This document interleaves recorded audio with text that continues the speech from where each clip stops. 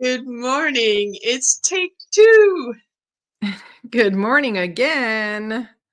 Oh, technology.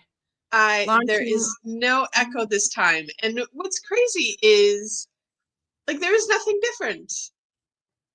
And this has happened other times on the show as well. It's like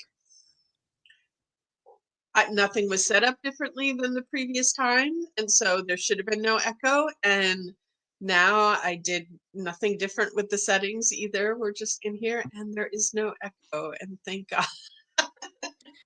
Yeah. And I'd love to take responsibility and say, gosh, I wish I had a newer computer or I wish my technology was better. But no, I have like thousands of dollars worth of equipment, lighting, Wi Fi, all the things, everything as it should be. Our subscriptions are to the best platforms doing the best things. So don't blame us, guys. It's just the ghost in the machine. That's all.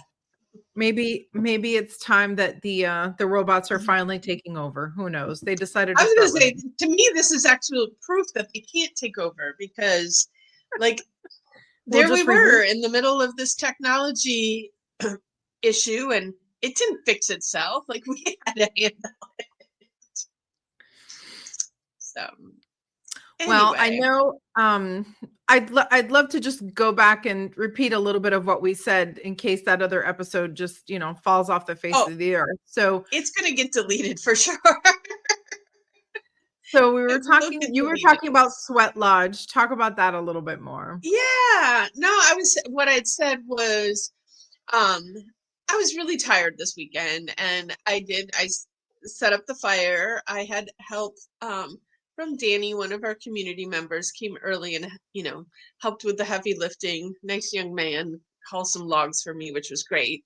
But it is a lot of work to set up, and I had a long day the previous day, and so I wasn't sure if I was going to go in or not. And but then it was actually mostly women that showed up. Um, and it was a small group. So I knew there was going to be space for me to lie down. And I'm like, I did all this work to set up the fire and everything. I need to get the benefits of the healing and the prayer inside the sweat lodge. So I crawled in there, I laid down, and then my third door, I was like, oh, I think I need to get out of here. But then the thought of like actually getting up and crawling out of there sounded like more work than just laying there. So I just stayed sprawled out on the ground in there for the fourth door. And I'm glad I did, but it was definitely challenging to be in there yesterday. But it was a beautiful prayer. I do feel like it was good for my soul. On some level, it was good for my body too, very detoxifying. And so I'm glad I did it. And it's also one of those, like knowing that my body is still pushable, even though it's not 30 years old anymore. I can still push the limits sometimes. Well, and now that you've been doing this for such a long time, so regularly, right? Because it's literally in your backyard. What do you think your biggest takeaway has been? Ooh. Physically, mentally, spiritually, however you want to answer. So, like, I mean, for me, the the simple huge thing is how it has shifted my relationship with the heat. Because I've been living in South Florida since 1994. This Wisconsin girl has been hating the heat for all of those years, and it's finally, and I've done hot yoga too, and like you'd think hot yoga would shift my relationship with the heat, and it did not. Um, but now with the sweat lodge, I'm like, everyone's out. It's so hot. It's so hot. I'm like, what are you talking about? Uh, they're trying to tell me it's the hottest summer on record. I'm pretty sure it's like the coolest summer on record. Um, but that's a whole different topic. So I'm that level. It's been wonderful to realize, because I just thought like I would never be okay with hot weather, and I totally am now. So that in itself was an amazing gift from the sweat lodge. But what's interesting to me is going in there, like it's it's almost like going into another dimension. In it's considered like the sweat lodge is the womb, and so you go into the womb and you come out reborn each time. And but what has amazed me, like the the downloads that I have received in there, and I don't think I was expecting that to happen. And I think the one that was like strongest for me was actually the first time it happened. I was in there actually having a crisis with the heat, and I was like hyperventilating. And my friend Sarah sitting next to me, she's like, slow your breathing, slow your breathing. And I'm going in my, because I couldn't talk, like in my head, I'm like, you don't think I'm trying to slow my breathing? Like I just was not capable of doing it. And I just like dug my hands into the dirt and just started having this download of the four elements and my relationship with them and their relationship with each other, and an understanding of how to work with them on a different level than what I could get from all of the studying that I've done about the elements. It was like pure experiential work with the four elements. So yeah. I love that. I love how action and life actual experience is kind of like the big win after, like you said, reading all of the books and doing all the things. There's only so much life that we can experience through reading and videos and movies and things like that. And you could lead a whole life like that. I mean, for sure. Like there's been writers that write about things that they've never seen before, but they've experienced through books and things like that. And I love that. But having that firsthand experience, like, wow, how incredibly powerful. And I love that it was literally with just heat and prayer, and it's not a psychedelic experience. It's not something that you need to ingest. It's not something that, you know, you have to worry about, right? There are so many different ways of connecting, and I think this is such a beautiful, pure way of connecting. So very cool. All that said, I Absolutely. still haven't had a sweat lodge experience myself. The timing has never worked out for when I go down there. Um, but I have had some real nice sauna experiences that have just been really exciting. So if there's one thing I'd love on my property, it's a sauna, but that's a story for another day. Another day and another 10 grand, but easy. Yeah. So this weekend, my family and I went apple picking.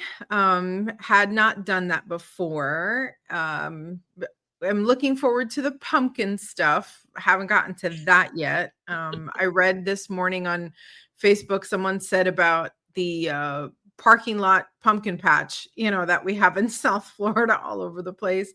But around here, there's so many farms and so many fields that you can actually go and see all of these things. So this beautiful farm, the Folk Collaborative, it's in Tennessee. So it's like 30 minutes from my house, I think.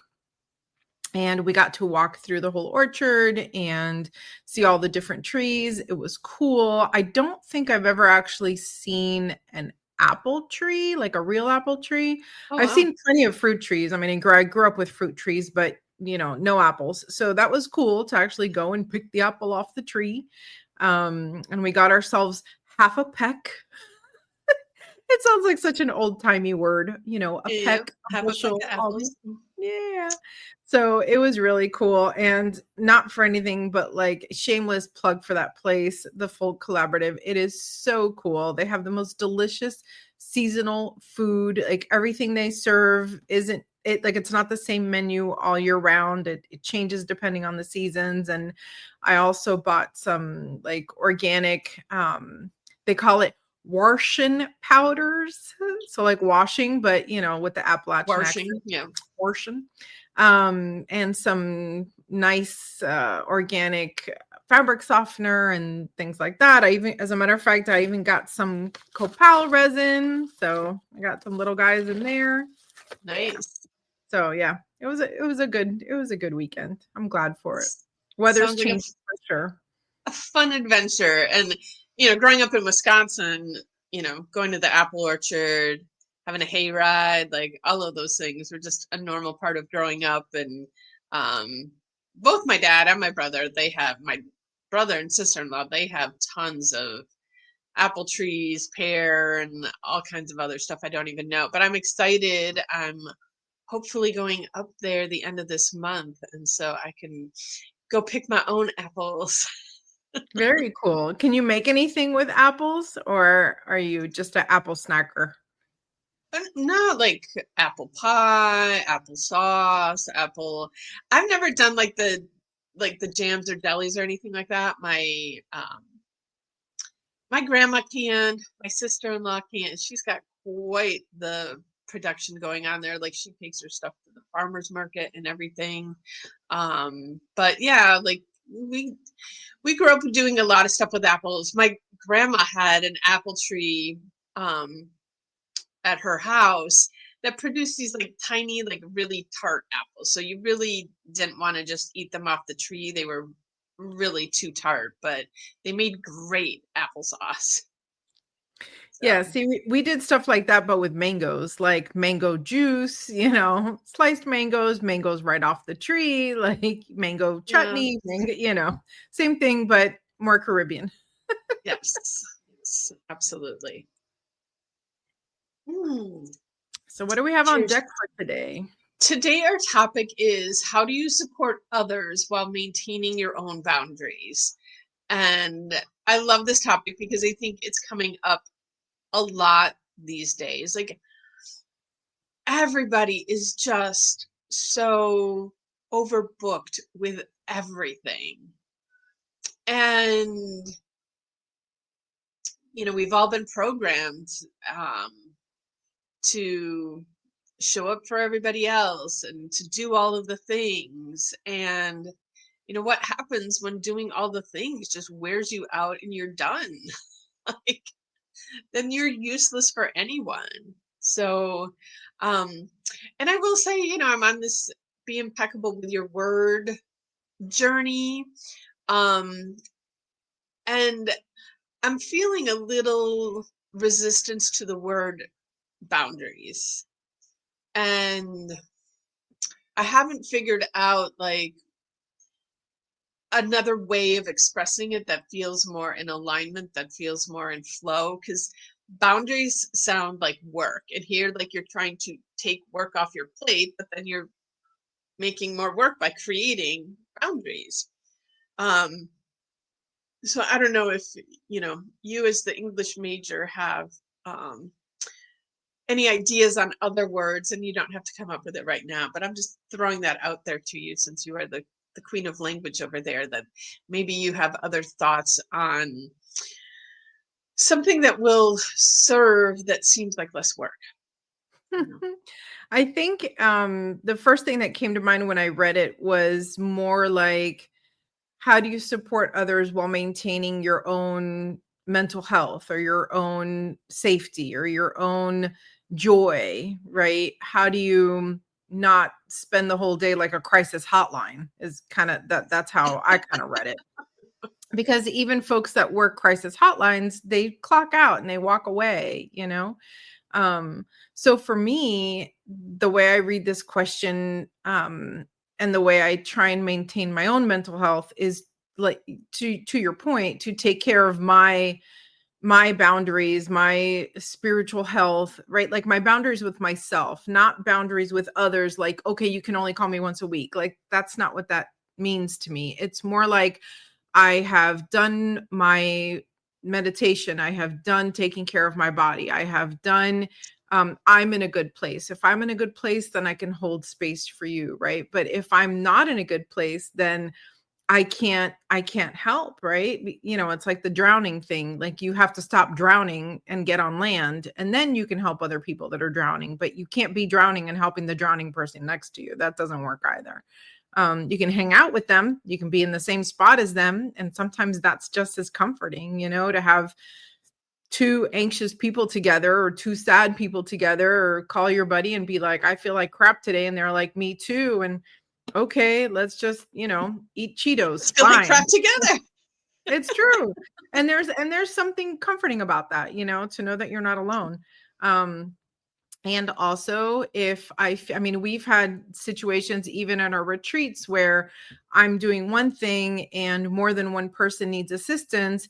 And I've gone out to get you and I've said, hey, I need you to go and support this person because I'm supporting this person and I can't support that person. So it's really like management, you know what I mean? It's like, I want to help everybody, but I can't physically.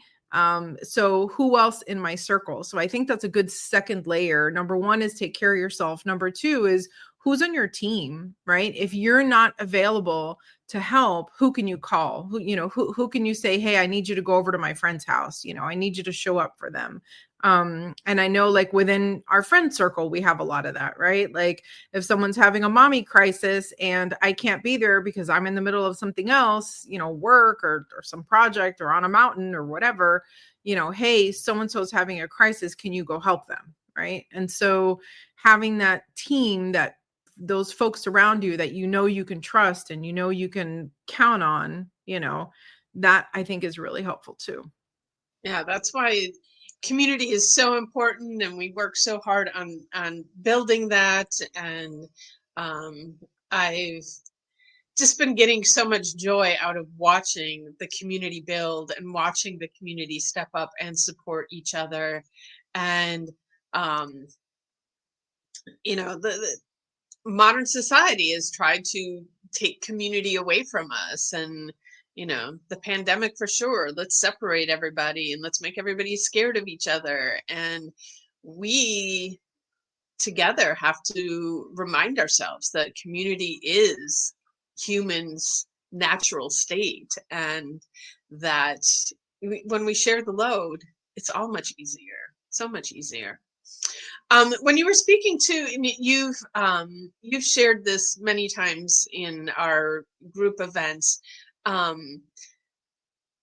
you set up boundaries, and it isn't so much what, and you're going to say it better because you are the language queen over there, but it's not what you don't want others to do, but where your boundaries are and what you don't allow in your life.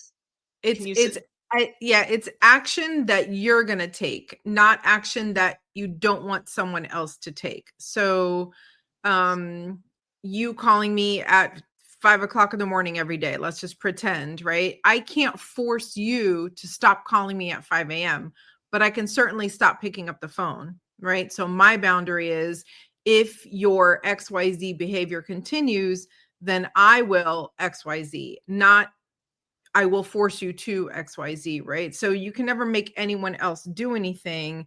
The question is, how much of whatever that thing is will you allow in your life? I always talk about our friend Tiffany, who's a entrepreneur like us, and she has the tightest time boundaries I have ever seen on any human being. And I'm so like jealous that she's able to do that in that way. So you call her after 5 o'clock, it goes to voicemail. You send her an email at 7 p.m., you will get a reply in the morning, right? And she is so good at saying, this is my boundary, right? These are my working hours. You can text me and call me and leave me all the messages, and absolutely, and I will absolutely get back to you. And she does. Like, she's one of the most responsive people I know. And also, she respects her downtime. She respects her dinner time, her family time. Like, I think that is so incredible. And I will tell you, one of the things that I've done recently, I felt a little bit like a jerk because now I'm one of these people that has two cell phones, one for work and one for home.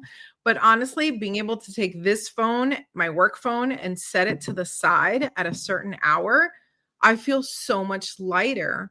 Because if it's on me, I want to check it. And if I'm checking it and someone has a simple question, I want to answer it. Of course I do. It's my nature.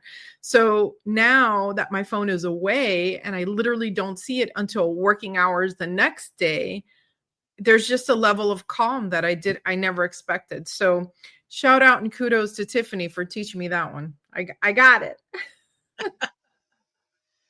Yeah, they're all, everything is a journey, a work in progress. We don't perfect any of these skills in one moment. And you try some skills on and see if they work for you, and maybe they do. And if they don't, then try something else, because what is an important boundary for you may not be an important boundary for me. And that gets into the whole shoulding. Like, there's no shoulds here. Whatever feels good for you is what you should do, not what someone else says. Oh, this is how you have to create your boundaries, and this is an important boundary to have. Maybe it is for you, maybe it's not. um how And I'm sure this is absolutely shifting for you as your children, they're almost adults now, but yeah, setting boundaries as a parent, how does that show up for you? Hmm. That's a really great question. Um, Boundaries with children. It is tough, tough, tough because, I was telling some mommy friends of mine recently, kids by their nature are egocentric. Like their whole world is them. And even as babies, as a mom, they believe that your body is a physical extension of their body.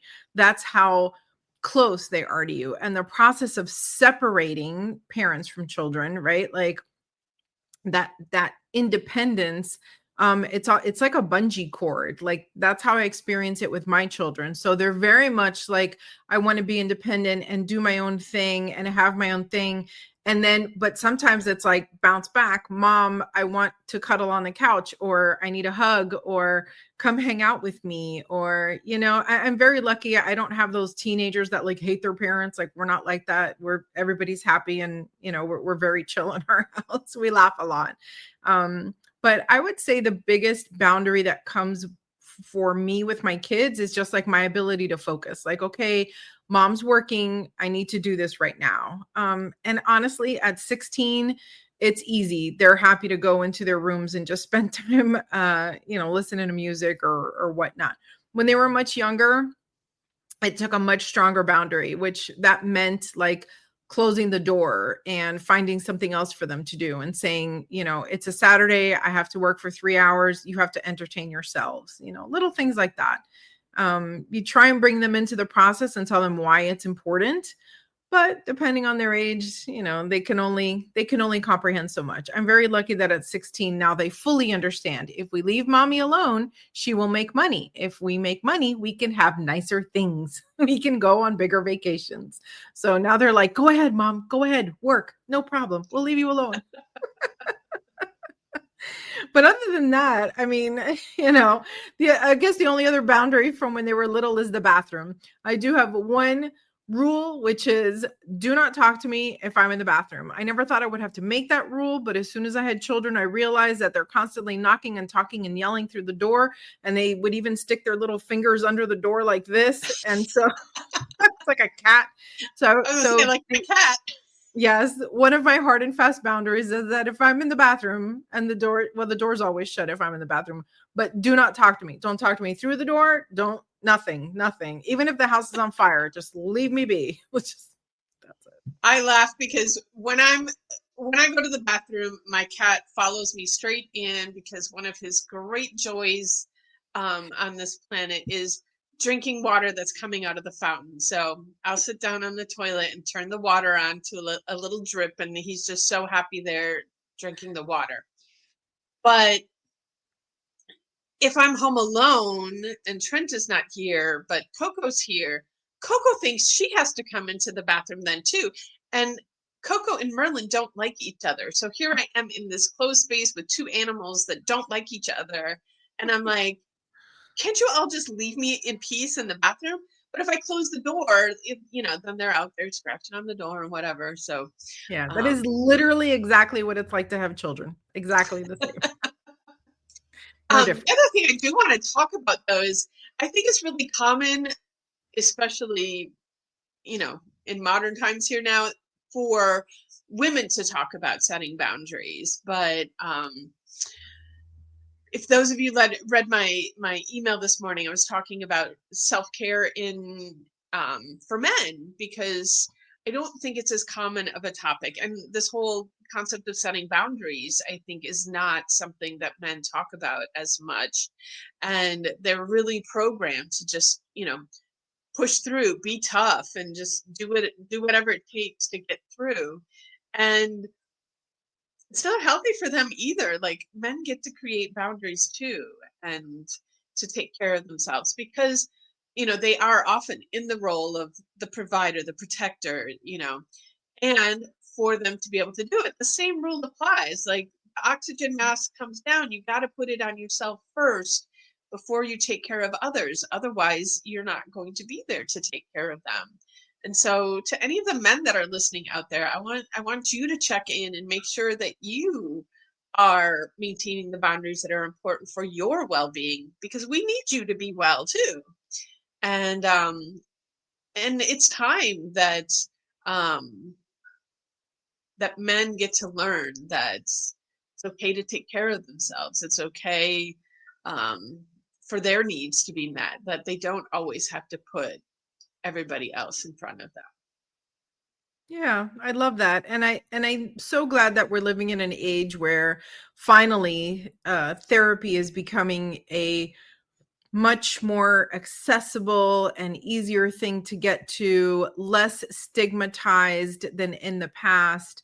And if you still can't wrap your brain around, I'm going to go to therapy, then a community event like the stuff we put on, retreats, those even just like a running group. I always tell the story how I joined a running group right as I was getting divorced back when I was 29. And that group was my therapy, not just the physical aspect of running marathons, but the camaraderie and being able to chat with other people and what they were going through and blah, blah, blah, blah, blah. Just honestly being with other human beings is therapeutic.